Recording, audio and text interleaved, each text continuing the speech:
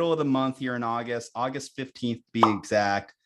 We know who the favorites are for the World Series. The Dodgers, who are streaking, the Yankees, who are not. The Astros are on a good little run as they've passed the Yankees in the standings. And then the Mets. The Mets, now that they got DeGrom back and Scherzer at the top of their rotation, looking good.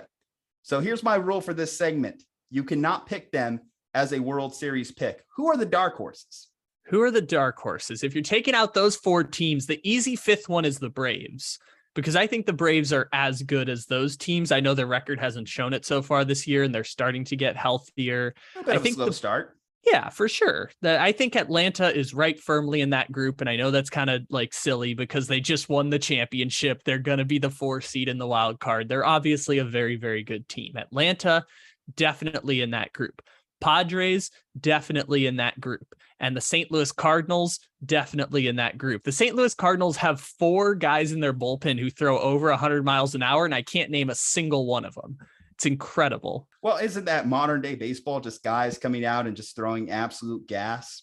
I think the average velocity has to be at close to 100 by this point. You're absolutely right, but I at least know like Duvall is the closer for the Giants and he can throw 103. I don't know any of the players on the Cardinals and all of them throw 100. You don't have to know them. What you have to know is they're Cardinals baseball players. And typically that's been good enough to win a lot of games over the last 20 years. But I think about the Cardinals as one of the top franchises in the MLB. If I had to throw out some potential options, I got to go with a team that I threw out there in the offseason who at first disappointed me, heavily disappointed me, in fact. The Seattle Mariners. Yes, the Seattle Mariners, the same team, the same franchise that it hasn't won a playoff series and God knows when. The Seattle Mariners, who have a former Cy Young Award winner in Robbie Ray at the top of their rotation, and also went out and acquired Luis Castillo.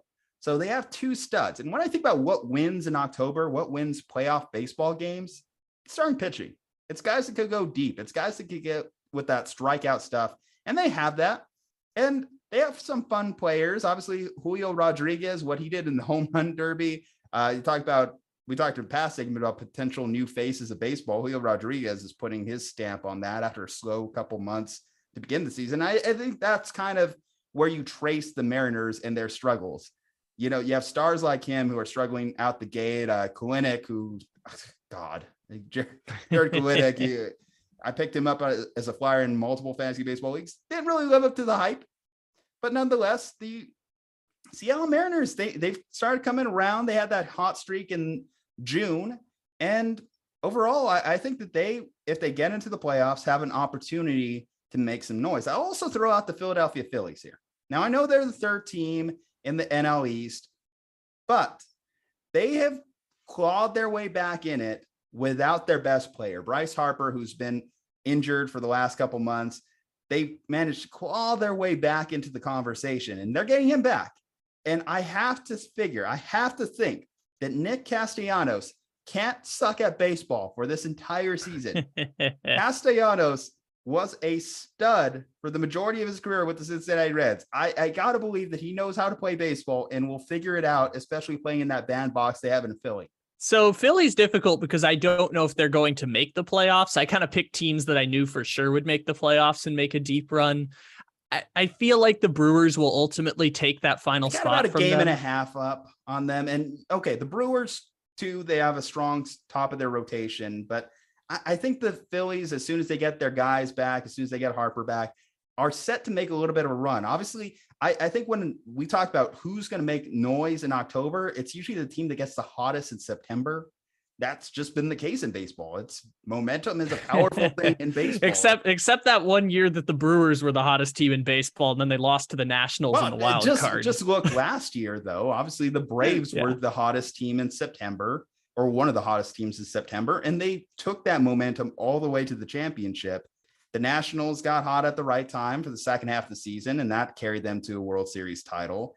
When I look at both the Phillies and I look at the Mariners, both got hot in the last month or so, and maybe they could carry that momentum into the postseason. So again, when we're talking about that top tier, if we're taking those teams out of the equation, I look at this next group down and I look at those 2 teams, because I have known assets that I could point to and say that that could carry them into a potential World Series title. I understand the point there, and I agree with you. I just won't go that bridge too far with the Phillies. With the Mariners, I agree with you. And you mentioned, obviously, Robbie Ray, and you mentioned Castillo. George Kirby has also been a very good starter for the Mariners this year. He'll probably be their Game 3 starter, which that's a solid Game 3 starter. Yeah, if you could literally get a 3-man rotation going, just kind of bridge together your 4th starter, and Gonzalez has been fine for them. That could sometimes be enough in October. The Mariners have hitters too. Now I have some prop bets on the Yankees, so I'm hoping that we don't get into this next tier down. But if we do, those are at least some teams I'll highlight. You highlighted a couple teams. Slump Busters, what teams are you highlighting as potential dark horses to take home the 2022 World Series trophy? Drop below in the comments. Leave a like on this video. From Juju Talk Sports, a Kyle, I better stay safe, happy, and healthy. We will see you next time.